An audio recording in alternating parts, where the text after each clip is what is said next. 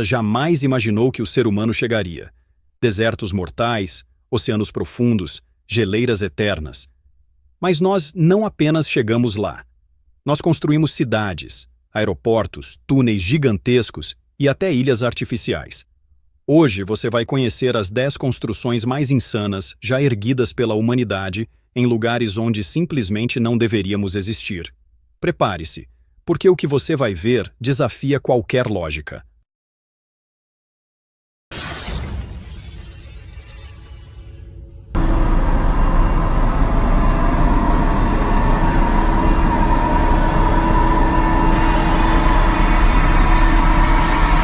Começamos nossa jornada debaixo d'água. Imagine perfurar 50 quilômetros de rocha e argila sob o oceano, conectando 2 países separados por um dos mares mais movimentados do mundo. Isso é o Túnel do Canal da Mancha, conhecido como Eurotúnel. Inaugurado em 1994, ele liga o Reino Unido à França a mais de 100 metros abaixo do nível do mar. Durante a construção, 11 máquinas gigantescas chamadas tuneladoras escavaram simultaneamente de ambos os lados. O desafio? Encontrar-se no meio do caminho com precisão milimétrica. Qualquer erro e o projeto inteiro ruiria. As equipes enfrentaram infiltrações constantes, pressão geológica brutal e o risco de desmoronamentos catastróficos. Hoje, trens atravessam esse corredor submarino a 320 km por hora, transportando milhões de passageiros por ano. Mas o túnel nunca para de exigir manutenção.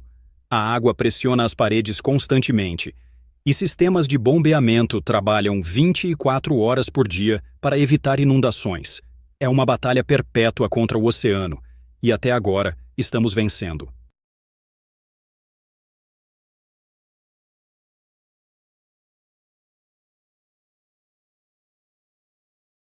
Agora viajamos para o meio do deserto de Nevada, onde uma das cidades mais famosas do mundo não deveria existir. Las Vegas recebe 42 milhões de visitantes por ano, em um lugar onde a temperatura passa dos 45 graus no verão e chove apenas 10 centímetros por ano. Como isso é possível? A resposta está a 50 quilômetros de distância. A represa Hoover. Construída nos anos 30 durante a Grande Depressão, ela domou o Rio Colorado e criou o Lago Mead, a maior reserva de água dos Estados Unidos. Esse lago alimenta Las Vegas, fornecendo 90% da água da cidade. Mas há um problema gigantesco. O Lago Mead está secando. Desde o ano 2000, o nível da água caiu mais de 45 metros. As marcas nas rochas ao redor do lago mostram onde a água já esteve, criando um visual apocalíptico. Las Vegas está literalmente bebendo sua própria sobrevivência. A cidade já implementou racionamento severo, recicla quase toda a água usada e até proibiu gramados ornamentais. Mas especialistas alertam: se a seca continuar, Las Vegas pode se tornar inabitável em poucas décadas.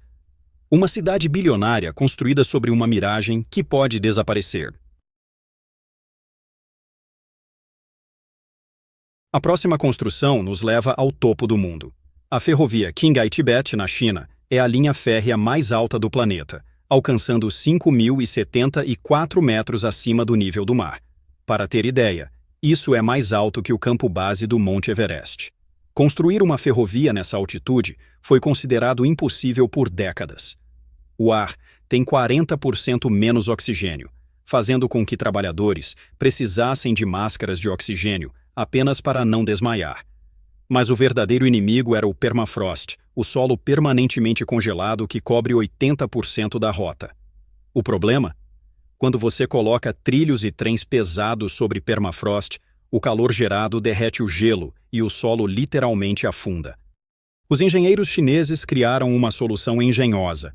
Elevaram os trilhos sobre pilares especiais que permitem a circulação de ar gelado por baixo, mantendo o permafrost congelado.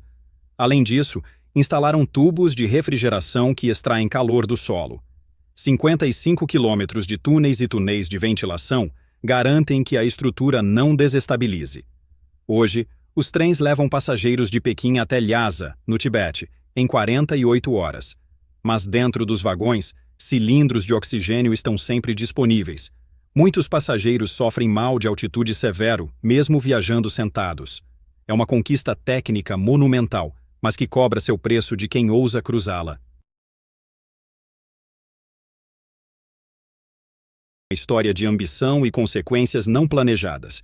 O Aeroporto Internacional de Kansai, no Japão, foi inaugurado em 1994 como uma solução para a falta de espaço em Osaka. A ideia? Construir uma ilha artificial de 4 km² na Baía de Osaka e erguer um dos aeroportos mais modernos do mundo sobre ela. O projeto exigiu 21 milhões de metros cúbicos de aterro, extraídos de montanhas inteiras que foram literalmente desmontadas. 3 anos de trabalho contínuo criaram uma ilha onde antes havia 30 metros de profundidade oceânica. O aeroporto foi um sucesso imediato, premiado por seu design futurista e eficiência. Mas logo surgiu um problema catastrófico. A ilha estava afundando. Nos primeiros anos, ela afundou quase 1 metro por ano, muito mais rápido do que as previsões. O solo argiloso do fundo do mar se comprimia sob o peso colossal do aterro e das estruturas.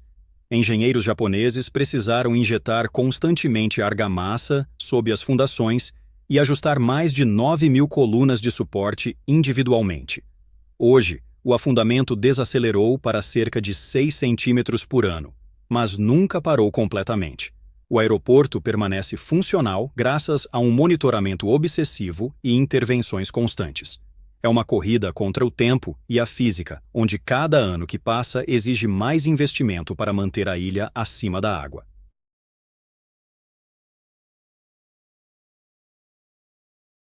Agora viajamos para um dos lugares mais extremos e isolados do planeta, o Ártico. Longyearbyen é a capital administrativa de Svalbard, um arquipélago norueguês localizado a apenas 1.300 quilômetros do Polo Norte. É uma das comunidades permanentes mais ao norte da Terra, onde cerca de 2.000 pessoas vivem em condições que desafiam toda a lógica de habitação humana. Durante 4 meses por ano, o sol nunca nasce.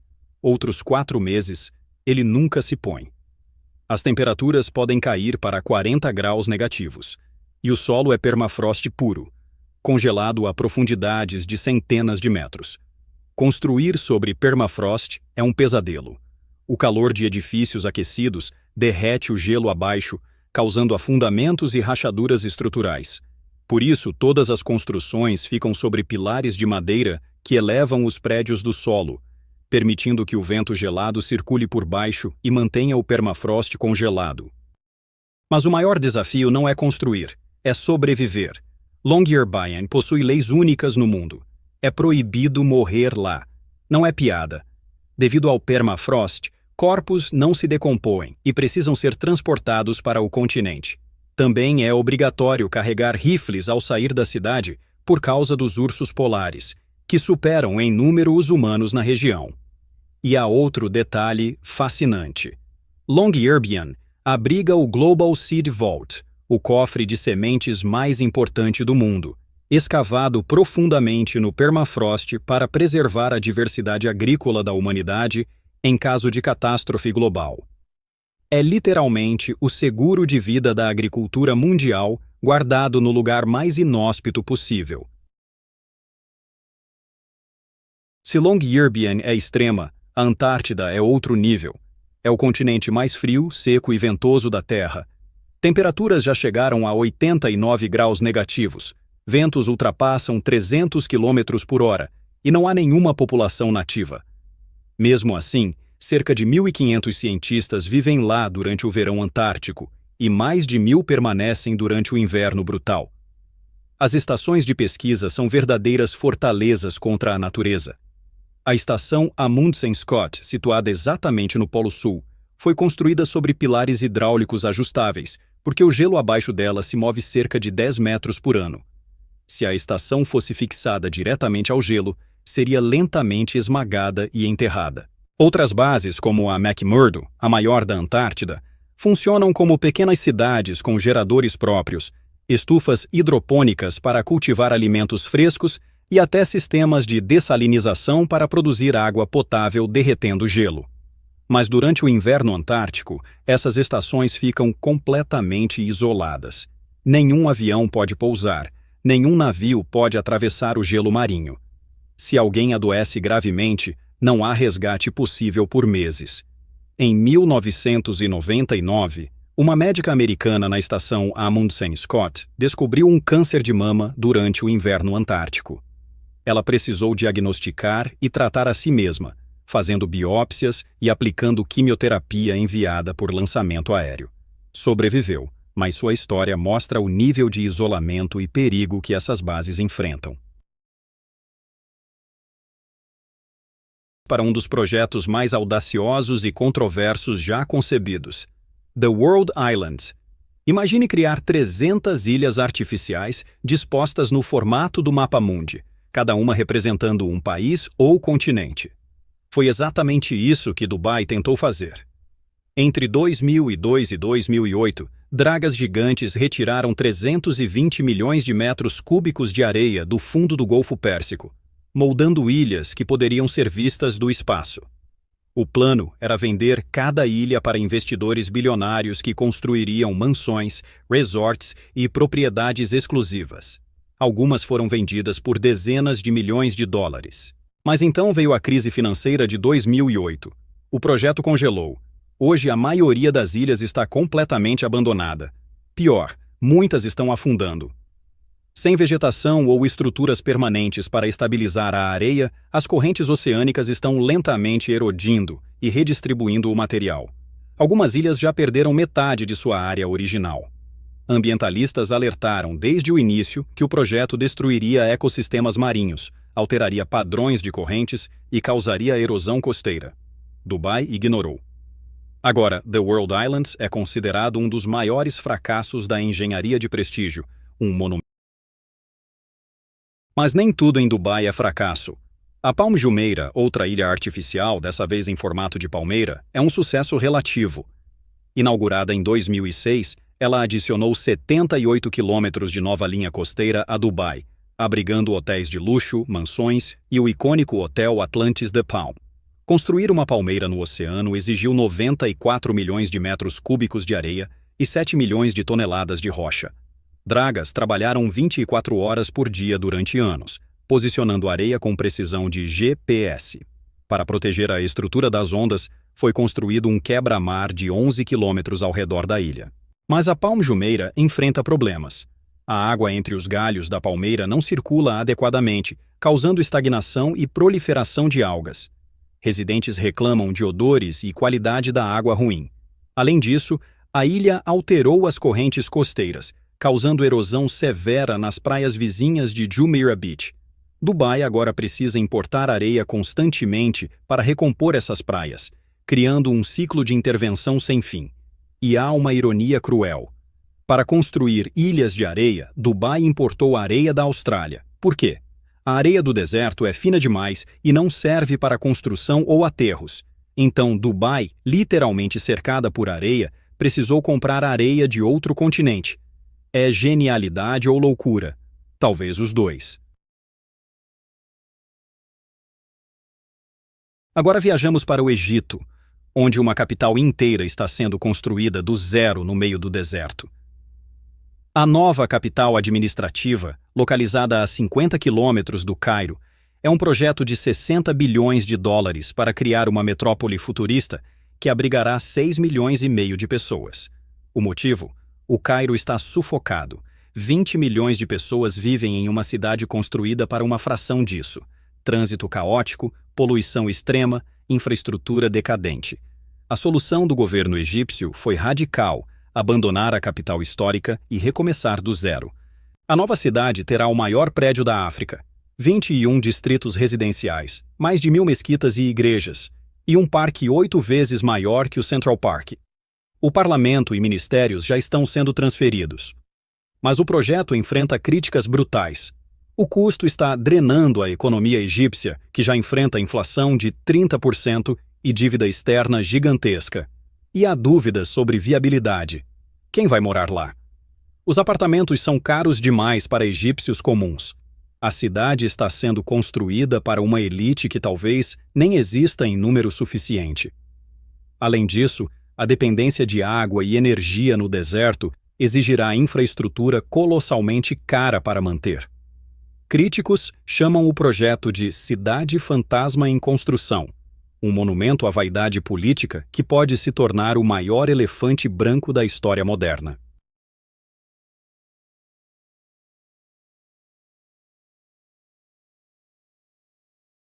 E chegamos ao projeto mais insano de todos, NEOM, uma mega-cidade futurista de 500 bilhões de dólares sendo construída no deserto da Arábia Saudita, com promessas que parecem ficção científica. O carro-chefe é The Line, uma cidade linear de 170 quilômetros de comprimento, 200 metros de largura e 500 metros de altura, onde 9 milhões de pessoas viverão sem carros, sem estradas, com energia 100% renovável. Especialistas em urbanismo chamam o projeto de delirante. Uma cidade linear viola todos os princípios de planejamento urbano eficiente. Deslocamentos seriam gigantescos, logística seria um pesadelo, e a concentração de pessoas em uma estrutura tão estreita criaria problemas de ventilação, sombra permanente e isolamento social. Além disso, NEOM inclui planos para Trojena, um resort de esqui com neve artificial no deserto, e Oxagon, um complexo industrial flutuante no Mar Vermelho. O cronograma original prometia a conclusão para 2030, mas quase nada saiu do papel. Relatórios indicam que trabalhadores estão morrendo em condições precárias, comunidades beduínas foram expulsas à força, e o projeto real está sendo silenciosamente reduzido. NEOM é o símbolo máximo da ambição humana de conquistar a natureza a qualquer custo. Mas também é um lembrete: só porque podemos construir algo, não significa que devemos. Muitas vezes a natureza tem razões para nos manter longe de certos lugares. E quando ignoramos isso, pagamos o preço financeiro, ambiental e humano.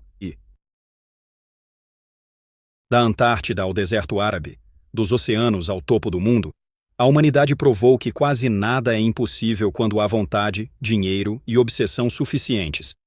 Mas cada uma dessas construções nos lembra: a natureza não foi feita para nós em todos os lugares, e quando forçamos nossa presença onde não deveríamos estar, a conta sempre chega.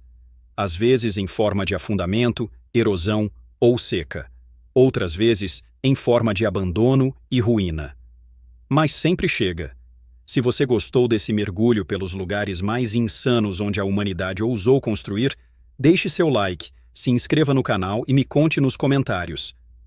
Qual dessas construções te impressionou mais? Até a próxima!